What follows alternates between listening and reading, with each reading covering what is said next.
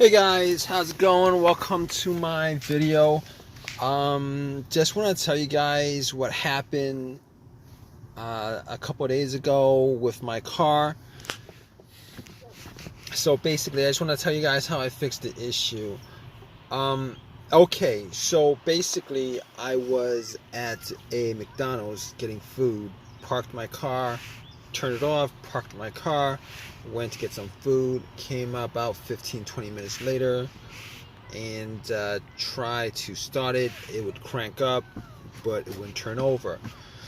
Now, I cranked it a couple of times, and it still didn't turn over, and what I did was I shift the shifter a couple of times and pretty much, did a couple of things as far as trying to start it with the usual stuff that you guys do when you try to start the car.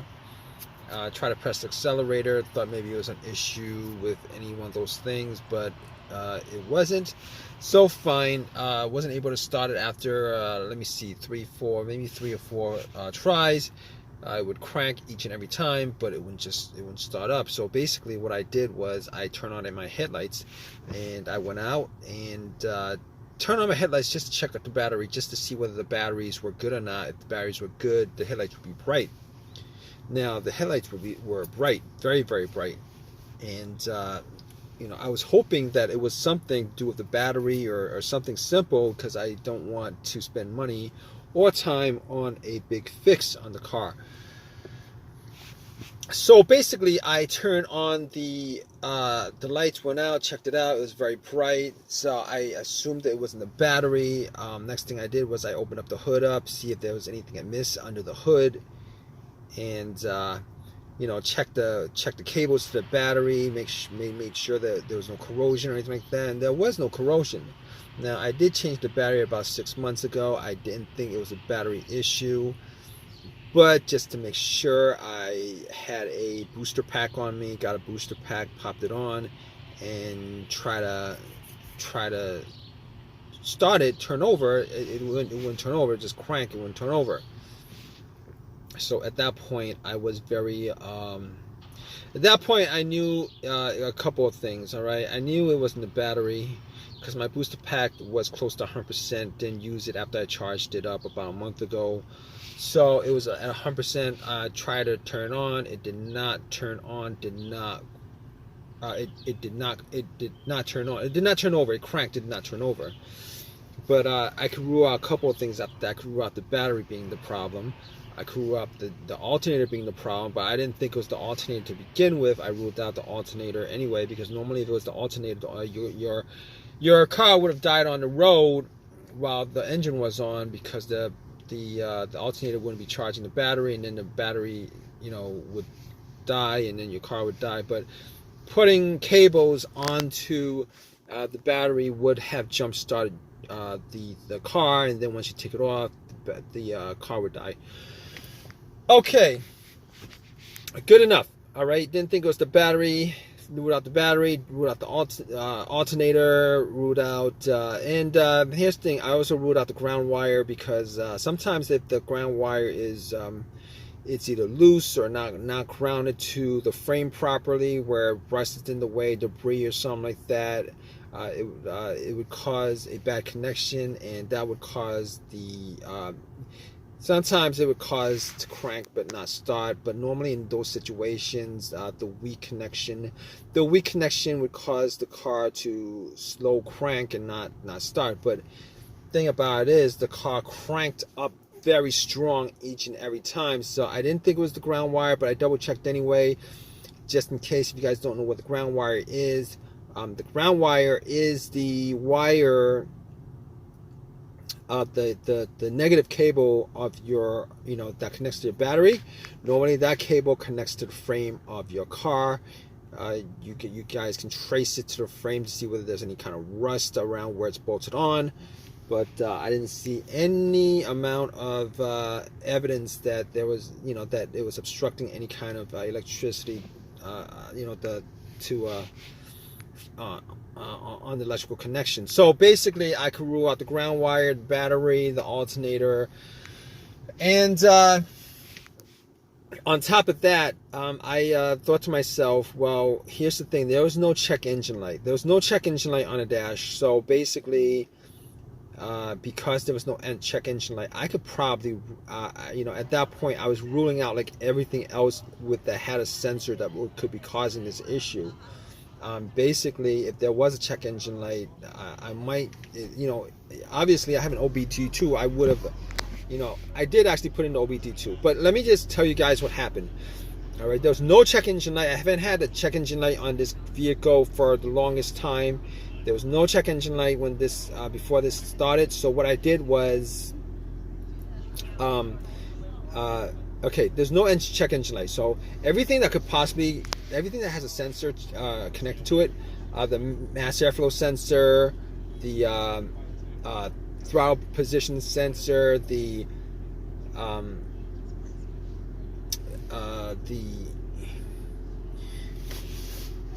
throttle body, crankshaft, camshaft, everything that could possibly have a code that could trigger the check engine light. I pretty much ruled that out. But I have a $20 OBD2 reader that I bought from Walmart. You guys don't know what that is. It's a very cheap OBD2 that I got from Walmart in the auto section. Popped it in. Another thing that could cause it is if there was some kind of connection issue between the car's computer and the car itself, the car's ECM, which is the car's computer. So I plugged it in just to make sure that's not the case. So if the scanner scans everything, gives you a readout on the screen, that pretty much means that there is a connection from the car to the computer. Because if there wasn't, the OBD2 would not be reading it. It would tell you that it would stop at some point and tell you that it could not finish the analysis. But it finished the analysis. It gave me no codes whatsoever. Went through everything. So basically, I pretty much ruled out all those other causes that possibly could cause it. Mass airflow sensor, camshaft, crankshaft, throttle position sensor, anything else that could cause it. I pretty much ruled those out as a result of there not being a check engine light on the dash itself. Ruled it all out. Okay, so also ruled out the computer having issues with connecting to the car where it would just crank up, but nothing else would happen as far as firing it up and stuff like that. So ruled out all those things. So at this point, I was like, maybe I knew what it could possibly be. I had a guess. If I had a guess, I could give it a good guess of what it could possibly be. It could be a fuse, the ignition, the fob key, the relays. So obviously, knowing that, I did do deductive testing. All right, so I got to the fuse box, checked out all the fuses. There were, just to see whether any of the fuses were burnt. Did not smell any kind of burnt smell. The fuses seemed to be all good. I did not have a fuse tester with me, so I could not test it out in that way to be 100% sure. So I was looking at the relay and thinking it maybe could be the fuel pump relay. But before I did that, I did a little test on a fuel pump before I even got to the fuses and relays. Okay, so basically what I did was I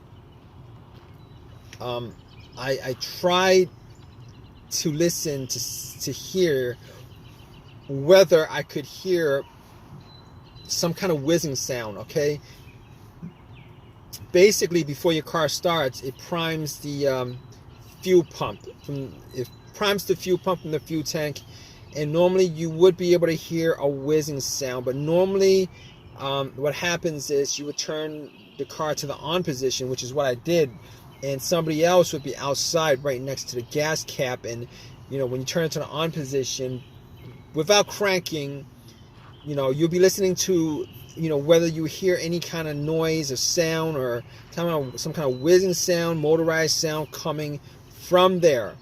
If you do, normally that means that the fuel pump is good. Now, I didn't have anybody with me at the time, so I was sitting in my car, had everything off, blower motor off, everything off, and pretty much just tried to turn it to the on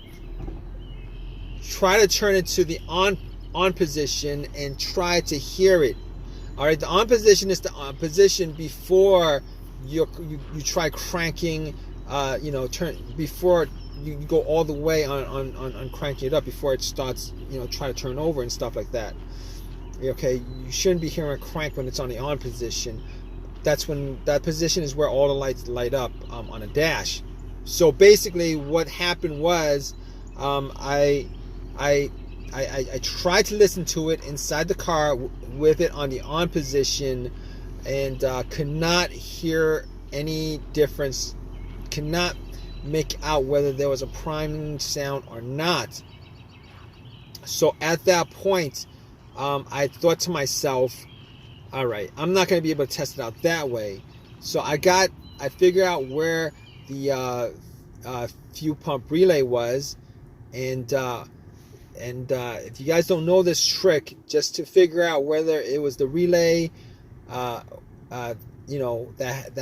blown or whatever, you guys can find another relay, similar relay with the same, numbers, the same exact relay for another component of the car, and then you swap it out.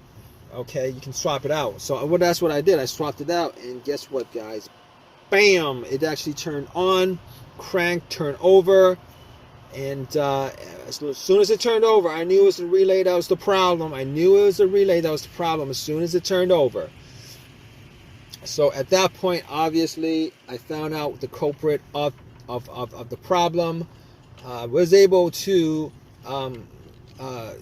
drive to AutoZone.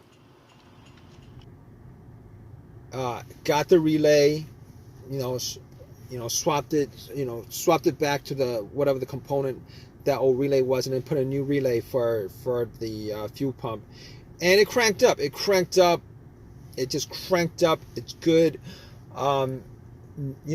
Fixed the issue. Haven't had the issue since. So if you guys are in the same situation where your car is cranking, but it won't turn over, just go down each and every one of those troubleshooting steps that I went through. 90% of the time, you should be able to get to why your car would crank but won't start. I cannot guarantee 100% of the time, because there's also a couple of variables that could be involved as far as why your vehicle is cranking but